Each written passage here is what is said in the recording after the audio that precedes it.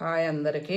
ఈరోజు నేను కవ్వం పెట్టకుండా మిక్సీలో వేయకుండా ఒట్టి చేత్తోనే వెన్న ఎలా తీసుకొని నెయ్యి చేసుకోవాలో చూపిస్తాను రండి.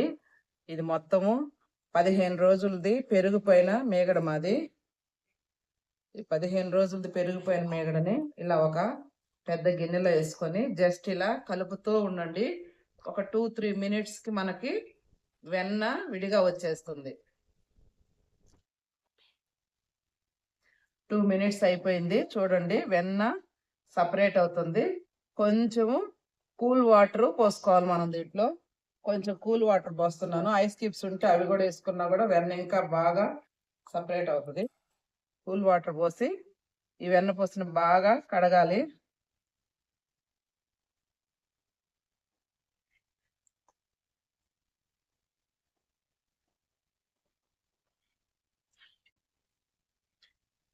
ఈ వెన్నని మనం ఇలా 2-3 సార్లు శుభ్రంగా కడుక్కోవాలి. కడుక్కుంటే దాంట్లో ఏమైనా స్మెల్ ఉన్నా ఏదున్నా మొత్తం పోతుంది.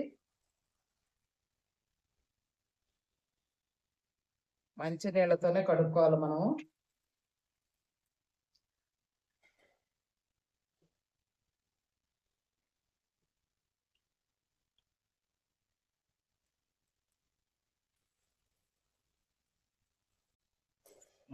శుభ్రంగా కడిగేసాము.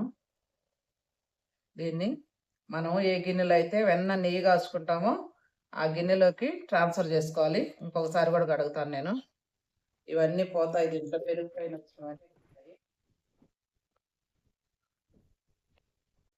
ఈ గిన్నెలో ఒక మందపాటి గిన్నె తీసుకొని నెయ్యి కాసుకోవాలన్నప్పుడు ఈ గిన్నెలోనే మీరు కాసుకోండి.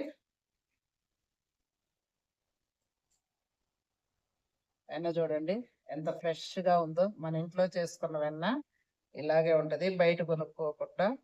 మేమైతే నెయ్యి నెలకు సరిపడా ఇంట్లోనే మాకు వచ్చేస్తుంది.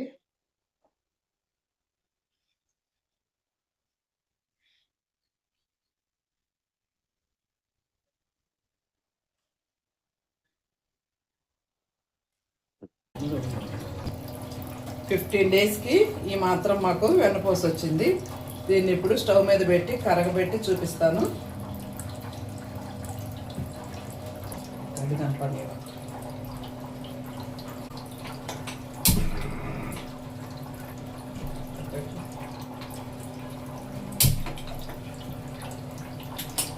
వెన్నపూస ఎప్పుడు హై ఫ్లేమ్లో అస్సలు కరగబెట్టకూడదు, లో ఫ్లేమ్ పెట్టేయండి. ఒక 20 మినిట్స్ పడుతుంది మొత్తం నెయ్యిగా మారడానికి.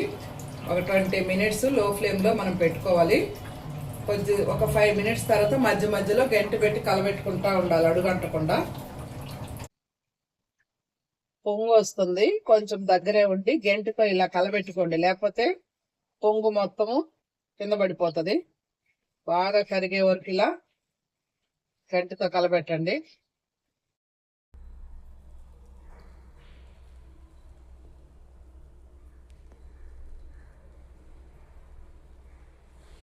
మినిట్స్ అయింది. మనము నెయ్యి స్టవ్ పైన పెట్టి చూడండి, ఒక 5 to 6 మినిట్స్ పడుతుంది.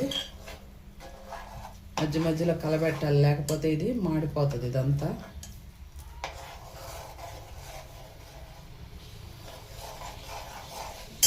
ఆల్మోస్ట్ మన నెయ్యి వెన్న నుంచి సపరేట్ అయ్యి కంప్లీట్ అయిపోయింది. మంచి స్మెల్ వస్తుంది.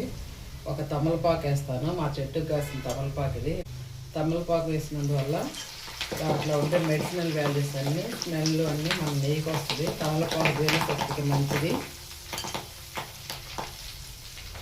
కొంచెం ఒక 2 మినిట్స్ కాగనిచ్చి ఆపేసుకోవాలి, లేకపోతే మాడిపోతుంది. కంప్లీట్ అయింది. ఈ స్టేజ్లో స్టవ్ ఆపుకోండి, అప్పుడు ఆ మిగతా సెగకి కంప్లీట్ అవుతుంది. లేకపోతే ఇంకా అట్లే ఉంచారంటే నెయ్యి మాడిపోయే ప్రమాదం ఉంది. నేనైతే ఆపేస్తున్నాను. అలాగే మన నెయ్యి కంప్లీట్ అయింది చూడండి, వడకట్టున్నాను.